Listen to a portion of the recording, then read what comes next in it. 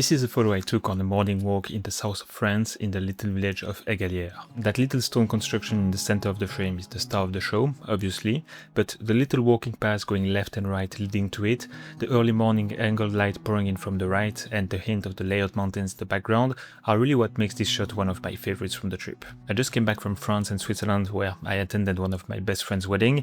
I also visited family and met my newborn niece for the first time, so many things happened that made photography just a small part of the trip. For that reason I wanted the simplest setup possible, so I wouldn't overthink when and more importantly how I would take photos along the way.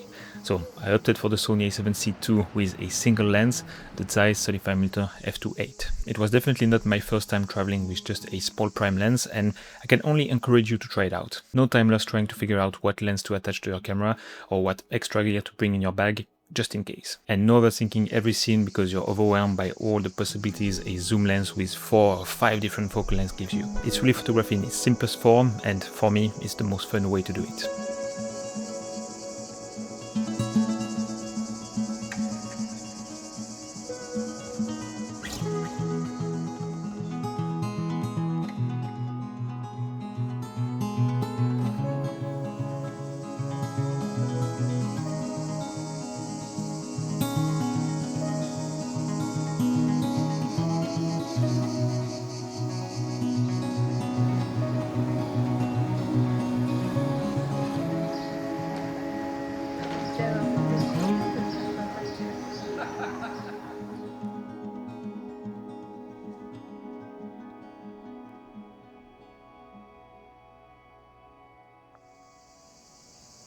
So I started this video with some clips and photos I captured one morning in Égalières before the wedding festivities. Another standout from that short photo session is this shot of a football pitch surrounded by so much greenery. It's blending really well with the muted warm tones of all the buildings around it, typical of the Provence region, and the nice limestone mountain in the background. And talking about football pitches, there are another 2 photos I'm quite stoked about that also feature one.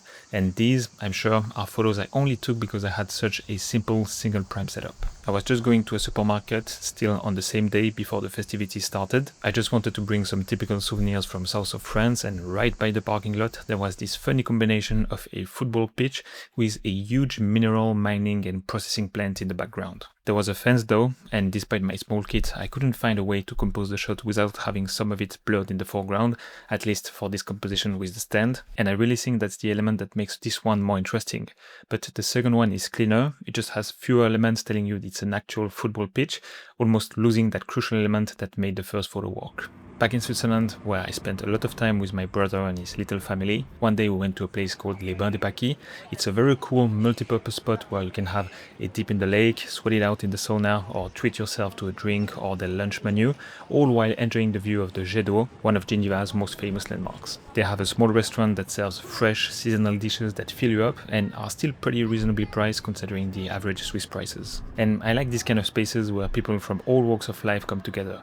Everyone can enjoy the place in their own way. Obviously I tried a few shots featuring the water jet with something else interesting happening in the scene, and I saw these guys jumping off the diving platform, doing backflips and all sorts of tricks, everything that I'm totally incapable of doing. My best attempt at it was this one, and I'm okay with the photo, but I don't like that the guy and the water jet are on the same axis. I would have preferred them to be separated, creating a bit more balance and harmony in the frame. Usually I would have waited for someone else to jump, but I didn't want to make everyone else wait on me. And that's the kind of compromise you have to make when you're not shooting by yourself, and I'm totally happy with that.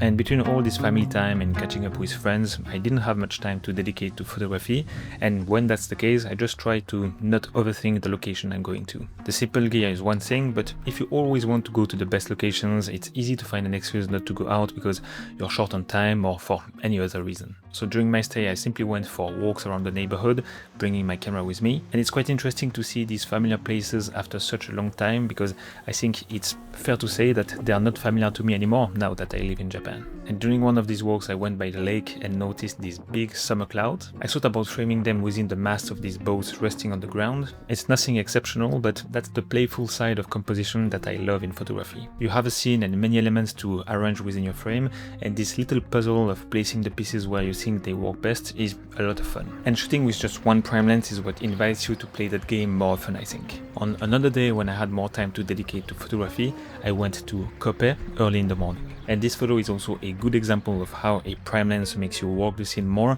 and helps you level up your compositions. Because I'm pretty sure that if I'd had a zoom lens, I would have spent much more time trying to figure out framings and maybe missing the point. Here with my 35mm, it clicked pretty quickly. I knew I wanted this kind of distant perspective, placing the woman as best as I could between the pilings of this dock. That day I kept shooting around Kope, capturing a few photos in the all narrow streets of this historic little village. I passed by an interesting pink-colored church before heading to Luins, another very cute little village. And this one sits a little higher above the lake, and as you'll probably notice, it's well known for its wine production.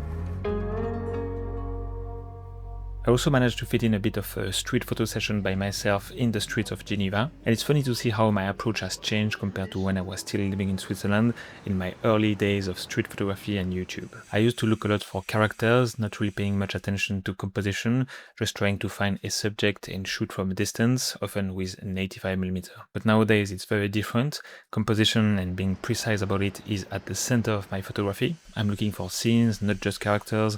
I'm also careful about light patterns, color combinations, and elements that show a cultural difference. And one thing that really jumped out at me this time was the abundance of terraces in Switzerland. And I know that it's true for Europe as a whole. In Japan there are far fewer of them, and that can probably be explained by the temperature and the humidity. Terraces are mostly enjoyed in summer, and it's just not that comfortable or relaxing to sit outside in Japan during the summer. Also, sunbathing without much protection isn't really part of the culture here, and now that I'm used to not seeing terraces very often, I really notice them. And we can only appreciate the fact that most of the time they are colorful, textured, full of plants, or next to a beautiful view, or actually, many times, a combination of all of these. So I managed to collect a few terraces with my camera, and I'm quite happy with that. And in the streets there are also a lot more cars simply parked around, and that offers many opportunities for reflection shots that warp perspective and reality along the curves of the cars. And I took this photo, which I have to admit was a bit accidental. I didn't catch the guy riding past on his motorbike on purpose, but I think it adds a bit of complexity to the shot. I just wish there was a bit more space at the top of the frame, and I wish the woman was looking across the street, or basically anywhere but at her phone. But that's okay.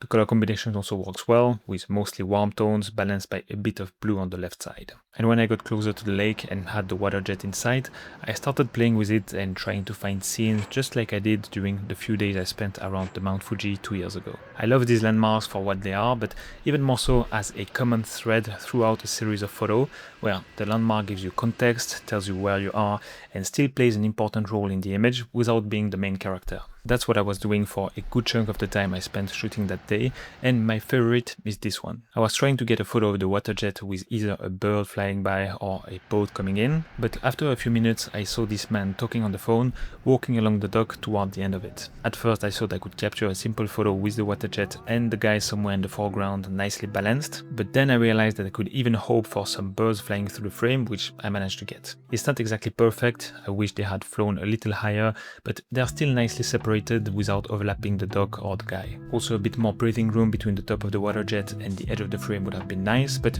I'll take it.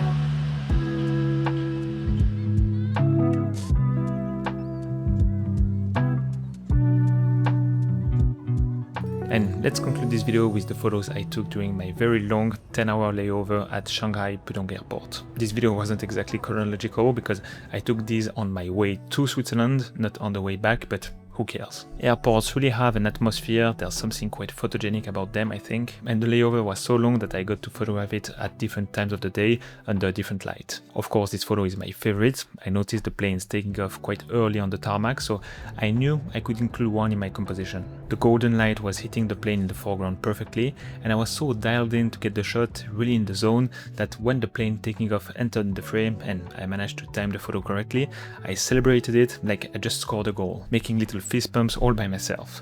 Embarrassing, maybe, but that's generally how it felt. So we are coming to the end of this video, and I wanted it to be realistic and not hide the fact that despite having a photography channel and a deep passion for this craft, I only managed to take photos on maybe 4 or 5 different days out of my 2 weeks spent in Switzerland and France. I'm playing the long game, photography will be part of my life until the end I think, so having a little frustration, having that feeling of wanting to shoot more is maybe a good thing rather than going too hard and burning out.